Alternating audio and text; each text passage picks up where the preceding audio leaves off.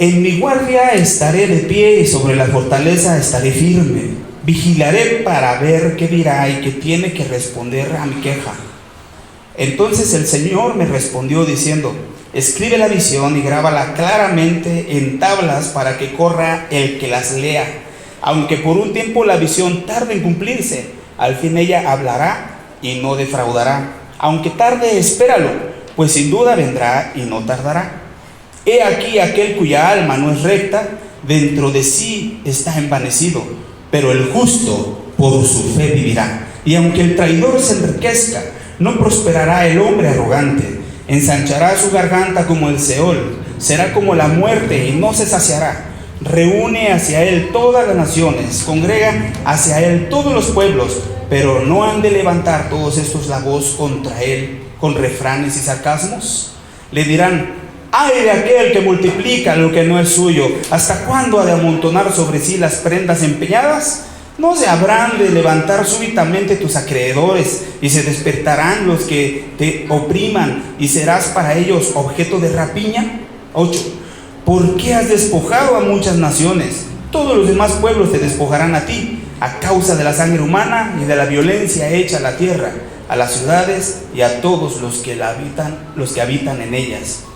Ay del que codicia injusta ganancia para su casa, poniendo en alto su nido para escaparse de mano de la calamidad. Has tomado consejo vergonzoso para tu casa, has arruinado a muchos pueblos y has corrompido tu vida. Por eso la piedra clamará desde el muro y la viga del enmaderado le responderá. Ay del que edifica la ciudad con sangre y del que establece la aldea con iniquidad. ¿Acaso esto no proviene del Señor de los ejércitos? Los pueblos habrán trabajado para el fuego y las naciones habrán fatigado para nada, porque la tierra estará llena del conocimiento del Señor, del conocimiento de la gloria del Señor, como las aguas cubren el mar. Hoy vamos a dejarlo ahorita hasta este versículo y pues vamos a entrar de lleno a nuestro estudio. ¿Ustedes recuerdan el significado de Habacuc? Ok, el significado Habacuc es abrazo, pero recuerden que Martín Lutero, él tomó una definición en la cual él decía que es como el que abraza, ¿sí? Como el que abraza, si está llorando es abrazable, que recibe consuelo, ¿verdad? Entonces da más o menos una idea así, pero el significado en sí de Habacuc es abrazo. Abrazo, muy bien. Recuerden que este libro no es como los libros de los demás profetas, es diferente, es un profeta menor, pero no contiene una profecía como los anteriores, como los demás profetas, sino es más parecido al libro de Job en la manera de su expresión y de una oración, de una plática, de una charla con Dios, ¿sí? Esas son algunas características especiales de este libro. Pues muy bien, para este pasaje, ya en el capítulo número 2, hemos de haber recorrido ya al principio que Habacuc presentaba una situación de queja ante lo que estaba pasando para con Dios, y parecía que Dios no hacía nada. Si Dios estuviera ajeno a lo que estuviera pasando, y Dios le respondió a sus preguntas, ¿verdad? ¿Hasta cuándo, Señor? Y Dios le responde que Él está trabajando, que Él ya está haciendo y va a hacer una obra que va a quedar maravillados.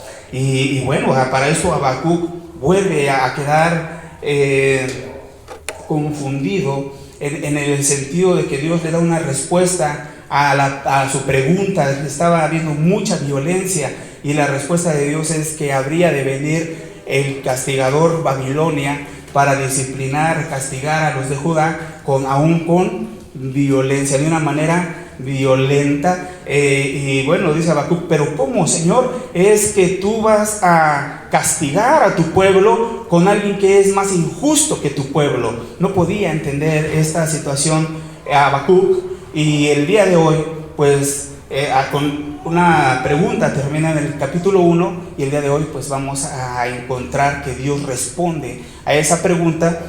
Y bueno, haciendo una reseña en la vida de Habacuc, pues para este punto Habacuc presenta ya una lucha interior, ¿sí?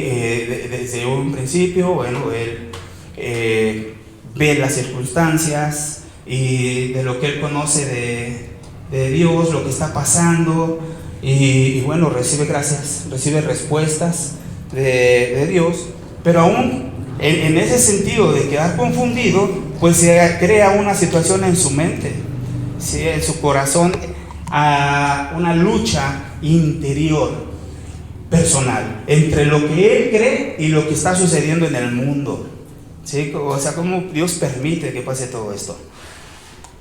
Entre lo que él conoce del carácter de Dios, si Dios es santo, ¿por qué permite o por qué usa a estos incircuncisos, pecadores? Y lo que ve que sucede en medio de su pueblo, entre la fe y los hechos. Es decir, si Dios es bueno, ¿por qué permite todas estas cosas? ¿No? Estaba batallando Habacuc con esta situación en su interior, y pues también entre la fe y la vista. ¿Usted anda por fe o anda por vista? ¿Cómo debemos andar? ¿Por vista o por fe? Ok. Pues bueno, en medio de esta situación, pues ¿cómo confiar en Dios en medio de la crisis? Sí, nosotros sabemos que Dios es poderoso, es fuerte, para Él no hay imposibles, pero cuando nos encontramos en una situación crítica que nos compete, que nos alcanza en la familia, personal, en la fe, en la economía, en el trabajo o aquí, en la iglesia, en el ministerio, ¿cómo podemos confiar? ¿Cómo confiar en Dios en medio de lo que está haciendo Él? ¿Sí? ¿Cómo saber Él está trabajando? ¿Cómo podemos nosotros tener la plena confianza y seguir fiel a su palabra? Interesante. Y también en medio de lo que Él ha de hacer, aunque sabemos que Él va a hacer justicia, de que Él va a responder, de que Él hará, pues ¿cómo confiar en medio de aquí a que eso suceda? Pues bueno, miren, Dios prueba nuestra fe en medio de las cosas que vivimos y vemos, de lo que pasa en el mundo y en nuestro entorno, en la familia, la economía, la salud, el trabajo, las relaciones interpersonales, etcétera, todo lo que tiene que ver con nuestro alrededor. Y bueno, hermanos, se ha preguntado usted cómo debemos actuar y conducirnos ante todo esto o en medio de todo esto. A veces, como vienen las cosas, así nosotros tomamos decisiones y así las vivimos, pero ¿cuál es lo correcto? ¿Cuál es la conducta? Hoy Habacuc nos va a mostrar cuál es el carácter y la manera de nuestras actitudes, cómo debemos conducirnos. Bueno, pues esto lo vamos a analizar en este pasaje. Yo quiero preguntarles, aquí hay varias preguntas. ¿Cuál es la actitud que tomas en medio de las crisis? ¿Cómo te conduces mientras Dios responde a tus oraciones?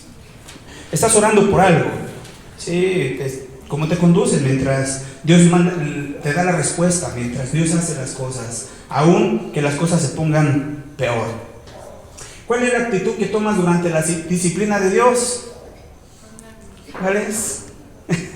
Dios está trabajando, Dios está obrando. ¿Cómo vives tu fe mientras Dios cumple sus promesas? ¿Sí? ¿Crees que conforme es tu fe, es tu conducta? ¿Sí? ¿No? ¿Sí o no? ¿Conforme es tu fe, es tu conducta? Vamos a ver. ¿Cómo te caracterizas? ¿Con fe o sin fe? ¿Eres un hombre y una mujer de fe? ¿Te cuesta mucho esperar en Dios? Hoy vamos a ver, ya no dice. Ok, vamos a hallar las respuestas en este pasaje que acabamos de leer, prácticamente todo el capítulo 2, pero vamos a trabajar sobre este tema, la actitud y conducta del creyente basado en el pasaje de Habacuc en su vida a través del capítulo 2. Vamos a ver dos momentos, cuál es nuestra actitud y conducta del creyente mientras Dios responde nuestra oración, y cuál es la actitud y conducta del creyente mientras Dios cumple su promesa en esos procesos, en lo que está pasando, lo que está aconteciendo en estos tiempos de Habacuc. Y pues como respuesta a su oración, vamos a ver la actitud y conducta del creyente primeramente mientras Dios responde su oración en el versículo 1, pues es confiar. Sí podemos nosotros ver aquí cómo comienza este pasaje. Ya Habacuc había experimentado la respuesta de Dios. Habíamos visto que ya había pasado mucho tiempo orando y dice, ¿hasta cuándo? Eso nos da luz de que ya tenía mucho tiempo orando, ¿no? Y dice, ¿hasta cuándo voy a seguir quejándome? ¿Hasta cuándo voy a seguir orando? Pues bien, ya había obtenido respuesta, ya había tenido esa experiencia por parte de Dios y había confiado. Y su fe, su confianza había crecido, puesto que ya había respondido Dios a sus primeras preguntas. Habacuc confía en que Dios hará lo mismo con su mayor problema. ¿Cuál era su mayor problema? Porque Babilonia iba a ser usado por Dios para castigarlos. Porque era más injusto que ellos. ¿Sí? Entonces, dice Habacuc que en mi guardia estaré de pie. Habacuc se mantendrá firme. Cuando hay una persona confiada, si nosotros decimos, yo confío en Dios, ¿sí? ¿Qué es lo primero que llegamos a pensar cuando existe una crisis? ¿Se mantiene firme en la fe o si nos llega a mover el tapete, a tambalear? ¿Cómo es que esta es su confianza? ¿O usted busca por sus maneras o sabe que Dios va a dar salida, Dios va a dar solución, Dios va a dar una respuesta? Entonces, la actitud que debemos de tener en medio de, mientras Dios responde nuestras oraciones, es primeramente debemos confiar, porque sin confianza no podemos dar al siguiente, ¿sí? Que es estar pendientes, estar alertas, ¿sí? O alguna vez usted ha identificado a un vigía, ¿sí? A los atalayas que les llaman, eran hombres que estaban en unas torres vigilando alrededor de la ciudad fortificada para ver qué acontecía afuera y adentro, ¿sí? Entonces, es estar alerta a la expectativa y vigilancia. Al igual que un centinela debe vigilar lo que sucede afuera de la ciudad, así también el profeta se aposta en espíritu. No es que Habacuc se haya subido a una de esas torres, sino en espíritu, o sea, entender que él se afirma a esperar la respuesta de Dios a sus preguntas, como una preparación interior. Es estar alerta en qué momento Dios va a responder. Él dice, yo voy a estar vigilante, ¿sí? Cuando Dios me dé su respuesta. ¿Cómo está usted? ¿Le ha pasado que ya Dios respondió y usted, por otro lado, ni en cuenta, no se dio cuenta o está esperando? Da una luz así, la posición, la postura, la actitud de hombre vigilante, de alguien que está esperando la respuesta de Dios, de acuerdo al versículo número 1. Dice, mi guardia estaré de pie y sobre la fortaleza estaré firme. Vigilaré para ver qué dirá y qué tiene que responder, y qué tiene que responder a mi queja. Si está usted orando y está al pendiente de la respuesta de Dios. Fíjense que a los profetas se los compara con vigías, ¿sí? En Isaías, en Ezequiel también lo envía para ser un vigía. Mientras la actitud y la conducta que debemos tener mientras Dios responde su oración es estar en un espíritu de alerta. El profeta se encontraba preparado para recibir la respuesta de Dios mediante revelación. La respuesta estaba dirigida a su mente y corazón. Recuerden que tenía él un conflicto interno. Y después para su pueblo. Así. Ahí está la torre, ahí está el vigía en un cuadrito de la torre, es de noche.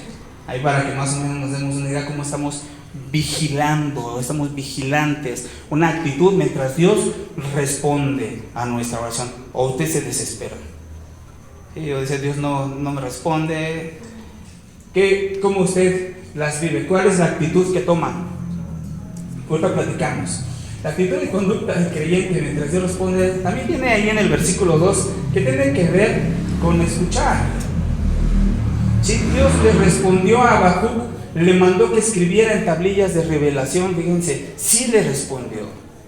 Él sabía que le iba a contestar a su oración y le respondió. Entonces, algo que se detecta aquí de una actitud, a veces que Dios tarda y tal vez la fe te disminuye, la molestia aumenta, a veces personas están enojados, no hayan, están desesperados, desalentados, que de alguna manera no identifican la voz de Dios o la respuesta, la solución de Dios. Es más, si no vienen a la iglesia, pues no van a escuchar ese mensaje donde Dios tiene la respuesta. Si no asiste a la palabra en el grupo, si usted no abre su Biblia, si usted no lee, pues no va a escuchar el mensaje, no va a escuchar la respuesta de Dios a sus oraciones.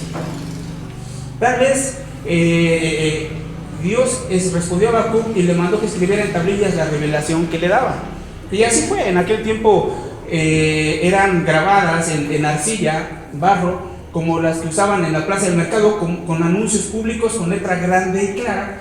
Debían ser escritas por el profeta para el que el pueblo las conservara para el futuro. Ahí más o menos está ahí una imagen de una tablilla. Ahí abajo le pusieron que ahí dice, en unos cuadritos por ahí abajo, el justo por la fe vivirá. No sé hebreo, así que tal, ¿no? Pero ahí está. Quien leyera el mensaje debía correr a proclamarlo, por ser de gozo para Israel. Y ruina, recuerden que el gozo era causado más por la ruina de sus enemigos. ¿Se acuerdan de Nahum? Por la ruina de sus enemigos, pero también por la liberación del pueblo. O sea, Dios nos va a libertar. Entonces, el mensaje debe ser difundido. Era necesario que se publicara y que se difundiera para que lo vieran. ¿Y qué era lo que iba a pasar? Dice el Señor ahí en el versículo 2. Escribe la visión y grábala claramente en tablas para que corra el que las lea. Para que corra el que las lea. A dar anuncio, a avisar. Muy bien. Siguiente. Pues bien, ya pasamos aquí a mientras que el Señor cumple su promesa. La primera era mientras que Dios responde a su oración. Dios ya trae la respuesta y dice: esto es lo que voy a hacer. Todavía tenemos ¿qué actitud debemos de tomar cuando las cosas aún, ya Dios nos responde, pero aún no soluciona de inmediato, sino todavía debemos esperar? ¿Qué es la siguiente actitud que debemos mantener mientras Dios cumple su promesa? Lo podemos ver aquí en el versículo número 3. Dice: aunque por un tiempo la visión tarde en cumplirse, al fin ella hablará y no defraudará. Aunque tarde, espéralo, pues sin duda vendrá y no tardará. Pues debemos ser pacientes. La liberación no vendría inmediatamente, no iba a ser al momento, pero con toda seguridad vendría.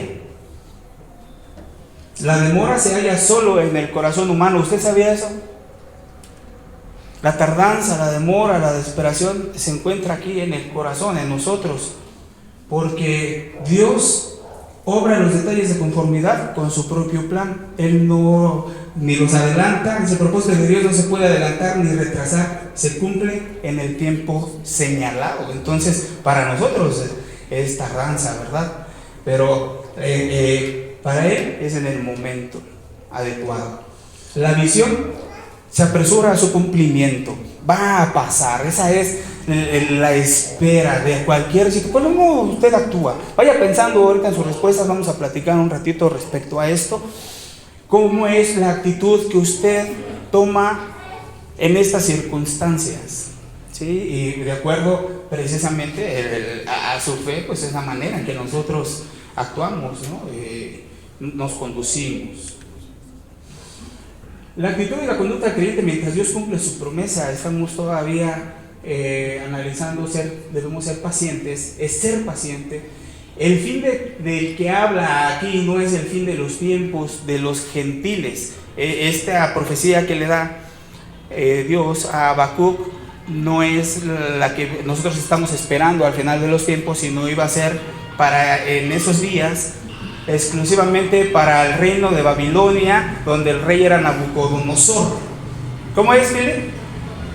Esto. Y si la realización de la profecía en la historia, la visión no engañará ni defraudará, sino que con toda seguridad va a pasar.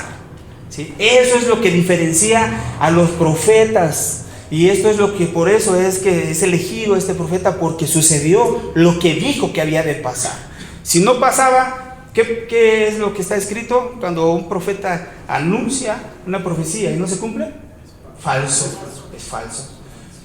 Entonces ya llegamos aquí ¿se acuerdan ustedes cuál es el pasaje clave o el versículo clave del libro de Habacuc? 2:4. Habacuc 2:4. ¿Sí? Que dice: he aquí cuya alma no es recta, dentro de sí está envanecido, pero el justo por su fe vivirá, y aunque el traidor se enriquezca, no prosperará. Bueno, ahí el versículo 4 nada más. Entonces, mientras Dios cumple su promesa, la actitud del creyente y su conducta, la actitud es vivir por fe. ¿Cómo es esto? ¿Qué vamos a saber? ¿Sabemos eso? ¿Cuál es la actitud que debemos de tener? Aún en medio de las circunstancias, esperar lo que vimos, pero prácticamente en medio de todo esto va a acontecer. ¿Cuál es la actitud que debemos de tener? Es vivir por fe. Y dice aquí, es vivir por fe. Entonces el justo por la fe también vivirá. Está interesante. Este es uno de los principios divinos básicos. Es la visión dada al profeta. Este texto pasó a ser el lema del cristianismo. Es la clave de todo el libro de Habacuc y tema central de las escrituras.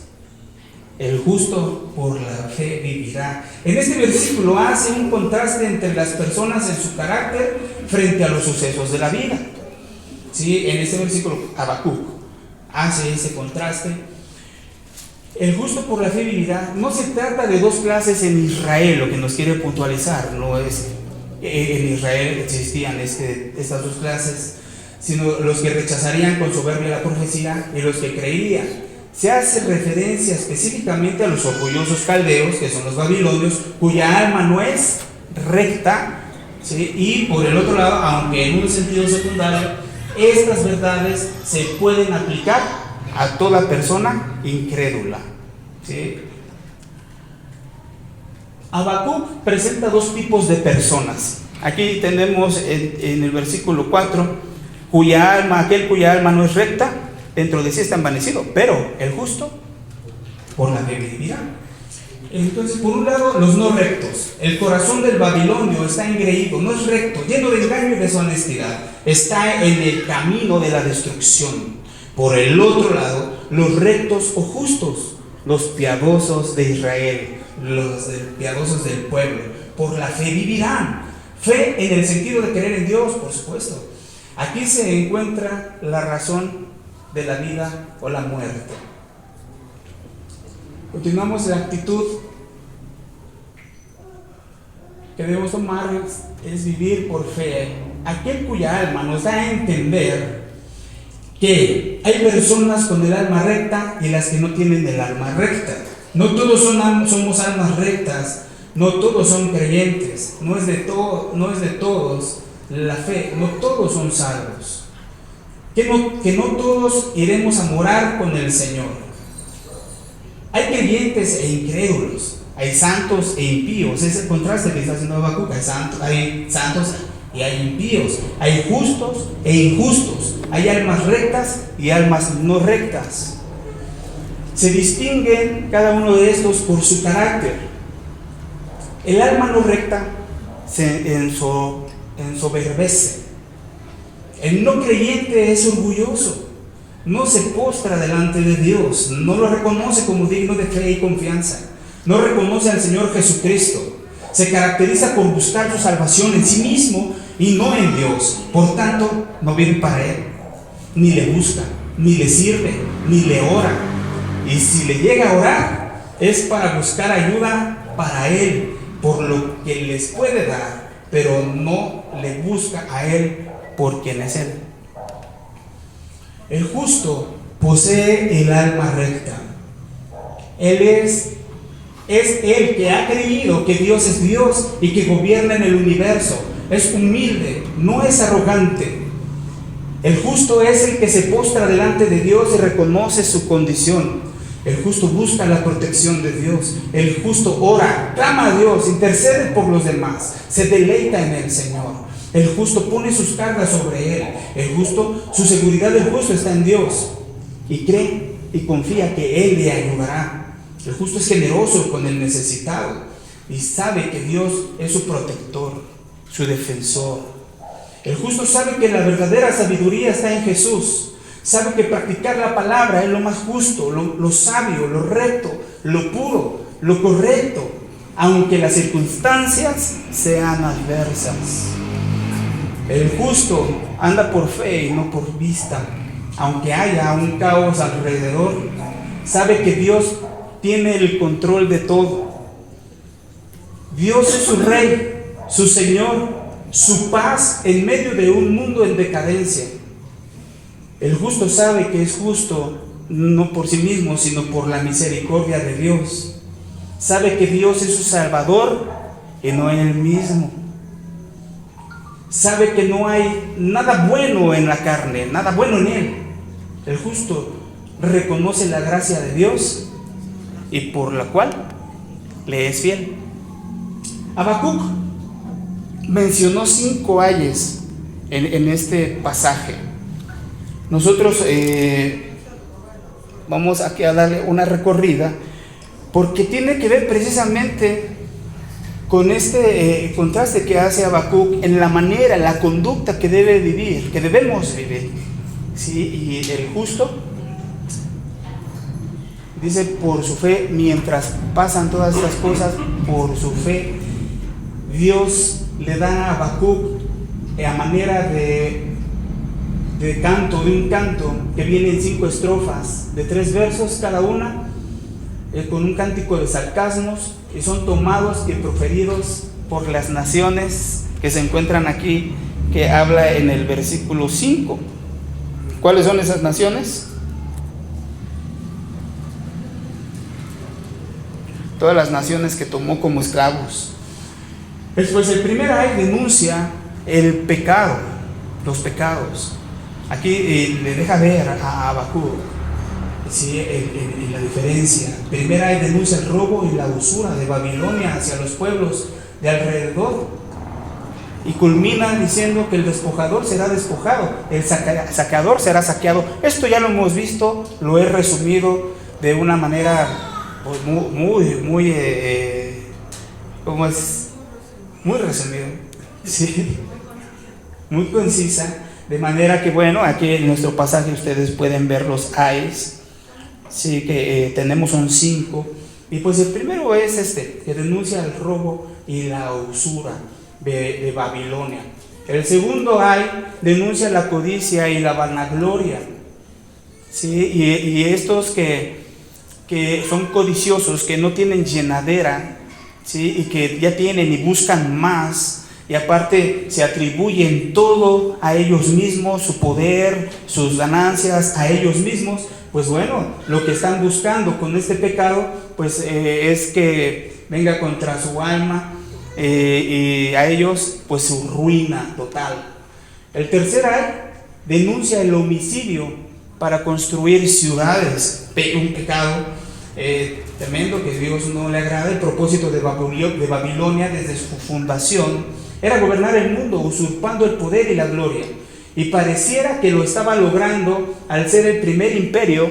¿Sí sabía usted esto? Al ser el primer imperio más grande que haya existido, pero Dios no lo permitiría y los llevaría a su fin. Todo su trabajo sería en vano. ¿Se acuerda en Génesis 11 qué es lo que tramaban los babilonios? Construir, ¿para qué?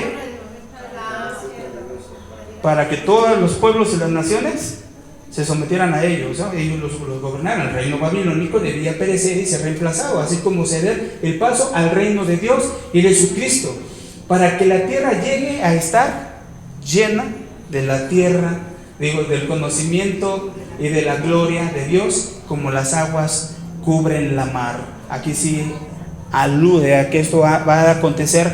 Babilonia, he mencionado este imperio también desde el Génesis, en estos tiempos contra el pueblo, pero también en el Apocalipsis, ¿sí? La gran Babilonia, que también va a ser destruida, ¿no? Pinta todo este gobierno, todo este imperio, que ahí sí ya es el de los gentiles, que es necesario ahora sí exterminarlo por completo, ¿sí? Todo este espíritu, todo este reino babilónico de poder, de sometimiento, de maldad, en donde Dios va a traer justicia y por mí los va a eliminar, para que entonces reine el Señor y toda la tierra sea llena de su conocimiento y de su gloria, como las aguas cubren la mar. El cuarto ay denuncia la inmoralidad y la maldad al incitar a los demás a participar en sus despojos, en sus fechorías, al embriagarlos y después abandonarlos, pero recibirán en el tiempo debido como retribución la copa de la ira de Dios. Ya todo esto ya los hemos visto en los profetas, lo analizamos también a comenzar un poquito este libro. Y el quinto y último ay denuncia la idolatría, ¿sí? Nuevamente todo esto lo vamos a ver constantemente, pues aquí Habacuc confronta y les dice de qué les sirve adorar a esas piezas de plata, dice no sirven para nada, cuál es su provecho que van a sacar de ellos. Dice la idolatría es el maestro, o los ídolos es el maestro de la mentira. Las imágenes nada son, pero en el cielo hay un Dios, es la actitud del profeta. Las imágenes nada son, pero en el cielo hay un Dios viviente, soberano, que todo lo ve. Él no está oculto en el oro ni en la plata, sino que vive en el cielo y está listo y dispuesto para ayudar a su pueblo. De este modo tenemos entonces ante nosotros, hermanos, dos caminos. Estos dos caminos, el de la vida y el de la muerte. Dos tipos de caracteres y cómo Dios trata a cada uno conforme a sus principios divinos fundamentales. El caldeo, babilonio engreído, soberbio, deshonesto, bebedor e insatisfecho, ¿qué recibe? La muerte. Y el judío recto, justo y temeroso de Dios tendría la vida por medio de su fe en el Dios vivo. El justo no vivirá por las obras o por los méritos de los padres, es solo por fe en el Señor Jesucristo, aunque los judíos, el pueblo de Israel, pues ellos son amados de Dios por sus padres, pero no son salvos por ellos, sino por medio de ¿quién? Del Señor Jesucristo. Y es por medio de Él que Él nos hace justos. Hay luchas entre lo que vemos y lo que creemos de Dios. Ante esto debemos perseverar. Nuestra fe debe descansar en Dios y no en las circunstancias ni en los hombres. Debemos vivir en obediencia y descansar en sus promesas. Debemos vivir con una fe que abrace incondicionalmente la voluntad de Dios. Así que el justo por la fe vivirá. Pues hasta aquí tenemos este estudio. Gracias a Dios. Es el momento de participar, de preguntas. ¿Cómo es que podemos ver en este pasaje a Habacuc, un profeta que habla por su pueblo, intercede, busca una respuesta de acuerdo al conocimiento que él tiene de Dios? Pero ante las circunstancias que se vienen y al hallar la respuesta de Dios, Dios le da la visión y le dice, aunque vengan, aunque esté la situación complicada, difícil y haya opresión, el justo, la visión es esta que le dio, el justo por la fe vivirá, ¿no? Y muchos han sido en el Antiguo Testamento, justificados por la fe, hemos sido justificados por la fe en Cristo. Ahora, ¿cómo es que nosotros vivimos, o cómo usted vive? Participe, ¿cómo usted vive cuál es su conducta mientras espera en Dios? Mientras espera su respuesta, ¿está usted vigilante a lo que Dios ha de responder a sus dudas, a sus quejas, a sus oraciones, a sus solicitudes? En un sentido, como Habacuc dice, yo aquí me voy a poner como un centinela a esperar la respuesta de Dios, porque ya me respondió una vez, 2 veces, y sé que Él me ha de responder. O usted actúa antes de que Dios le responda. ¿Cómo es su actitud, hermano Manuel? Pues normalmente es de impaciencia, hermano. Queremos respuestas inmediatas, ¿no? No nos gusta esperar, no nos gusta padecer si estamos atravesando por adversidad o crisis. Y queremos respuestas inmediatas de Dios. Queremos razonar con Dios, queremos exponerle nuestro caso, ¿no? Señor, pues te sirvo porque esta situación. Y empezamos, ¿no?, a querer razonar de esa manera con Dios. Pero sí somos impacientes. Y por otro lado, César, hay una fe donde ya no le clamamos, ya no